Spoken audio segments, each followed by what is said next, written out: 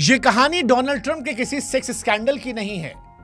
यह कहानी उस पावर स्कैंडल की है जो धोखे, ब्लैकमेल और बच्चियों की यौन शोषण की उस गंदी और डरावनी दुनिया से जुड़ा है, जहां पर राष्ट्रपति, उद्योगपति, नामी गिनामी सेलिब्रिटीज, कलाकार और बड़े बिजनेसमैन, ताकतवर लोग शामिल बताए जाते हैं। यह डोनाल्ड ट्रंप का वो पावर स्कैंडल है जिसे महीनों तक टालने, दबाने, रोकने के लिए राष्ट्रपति ट्रंप ने एड़ी चोटी का जोर लगा लिया, क्योंकि जवानी के दिनों में किए गए कांड की शर्मिंदगी से ज्यादा उनकी कुर्सी हिलने और उनके चरित्र के बुरी तरह एक्सपोज होने का मामला था। सेक्स स्कैंडल केवल बदनामी लाता है, लेकिन पावर स्कैंडल सिस्टम को बेनकाब करता है। और यही वजह है कि आज ये कहानी लोगों के दिल में चुभ रही है। ये तस्वीरें सिर्फ शर्मिंदगी की वजह नहीं बन रही हैं, ये उस पावर नेटवर्क को एक्सपोज कर रही हैं जहां पर यादें बनाने के लिए नहीं बल्कि स्कूल जाने की उम्र वाली लड़कियों को ब्लैकमेल करने के लिए सबूत जमा किए जाते हैं ताकि साल दर साल उनका शोषण हो सके। अभी पूरा खुलासा नहीं हुआ है, लेकिन जो तस्वीरें आई उसमें ट्रंप लड़कियों से घिरे दिख रहे हैं। एक तस्वीर में उनकी मौजूदगी कॉन्डोम के पैकेट के साथ दर्ज है और लिखा है, आई एम ह्यूज।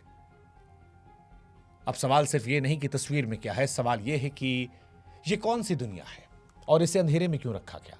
बहस इस बात पर हो रही है कि इन लोगों को बचा कौन रहा था।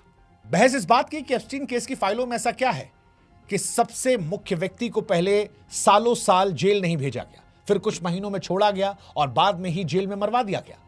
सवाल ये कि क्या यह कहानी सिर्फ अमेरिका की है, क्योंकि नाम इसमें भारत के नेताओं का भी आ रहा है। कितना सच कितना फसाना हमें पता नहीं, लेकिन एप्स्टीन केस फाइल ये कहती है कि हमाम में दुनिया के कई उद्योगपति, राजनेता, कलाकार, बिजनेसमैन नंगे हैं। इस कहानी का सबसे अहम नाम जो है वो है जेफरी एप्स्टीन। लेकिन इस कहानी पर जाएं उससे पहले यह समझना जरूरी है कि इस कांड को क्या केवल ट्रंप तक सीमित करें, इस वीडियो केवल ट्रंप तक सीमित करें, क्योंकि रिपोर्ट के कागजात, ईमेल, कैलेंडर एंट्रीज कई बड़े नामों का जिक्र करते हैं। हालांकि हर नाम पर अपराध सीधा नहीं है, लेकिन नाम तो है अमेरिका के पूर्व राष्ट्रपति बिल क्लिंटन का। उनका नाम फ्लाइट लॉग्स और तस्वीरों में आया। माइक्रोसॉफ्ट के को-फाउंडर बिल गेट्स की एप्स्टीन से मुलाकात की तस्वीरें आई, बाद में उन्होंने अपनी गलती माना। ब्रिटेन के प्रिंस एंड्रू, उन पर पीड़िता ने सीधे आरोप लगाए, जिसके बाद उन्होंने इंकार कर दिया। बाद में कोर्ट में मामला गया। कई बड़े वकील, कई बड़े कॉर्पोरेट, नामचीन यूनिवर्सिटीज और फंडिंग नेटवर्क के लिंक भी आए। हर नाम दोषी नहीं है, लेकिन इतने बड़े और ताकतवर लोगों का एक ही नेटवर्क से नाम जुड़ना यह बताता है कि यह मामला किसी के इंसान का नहीं था। इसीलिए इसे हम केवल सेक्स स्कैंडल नहीं कह रहे, पावर नेटवर्क की कहानी कह रहे हैं, जहां पहचान और पहुंच सबसे बड़ी ढाल बन जाती है।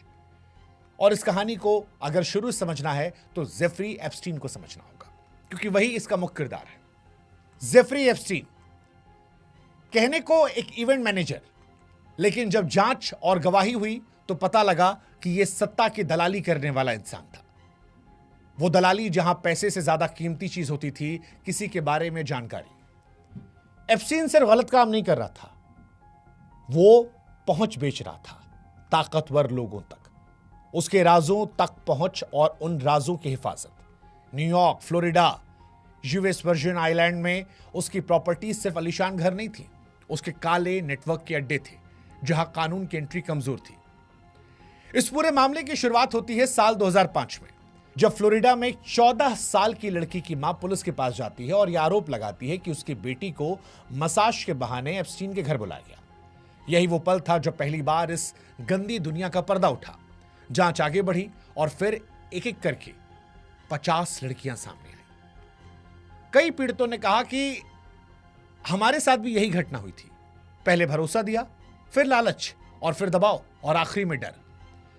और ये 50 में से अधिकतर बच्चियां वो थीं जो स्कूल जाने की उम्र में ये सीख रही थीं कि ताकतवर लोगों के सामने सच बोलना सिर्फ मुश्किल नहीं, खतरनाक भी हो सकता है। इस जांच में यह भी सामने आया कि एप्स्टीन का खेल किसी एक घर तक सीमित नहीं था। न्यूयॉर्क में अमेरिका का बड़ा निजी घर, फ्लोरिडा के पाम बीच में हवेली, मैनहट्टन में लग्जरी अपार्टमेंट और यूएस वर्जिन आइलैंड में 78 एकड़ में फैला उसका private island. Little Saint James, जो आगे चलकर एप्स्टीन आइलैंड के नाम से बदनाम हो गया। यह माना जाता है कि यही वो आइलैंड था जहां पर अधिकतर कांड हुए थे। यहां पहुंचना प्राइवेट जेट, हेलीकॉप्टर या बोट से होता था और यह दूरी आलोचकों के मुताबिक अपराधी की ढाल बन गई थी। ज्यादातर पीड़ितों ने कहा कि जो यह आइलैंड था, इसी पर हाई प्रोफाइल पार्टियां होती थी, जिसमें बड़े बड़े नेता, अरबपति और नामी लोग शामिल होते थे। नाबालिग लड़कियों को यहां पर कभी मॉडलिंग, कभी नौकरी या कभी पैसों का सपना दिखाकर लाया जाता था।